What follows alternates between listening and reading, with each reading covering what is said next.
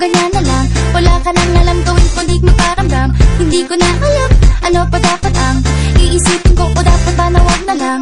Tuwing gabi ka lang nagte-text, mali-message ko walang effect. Nag-aantay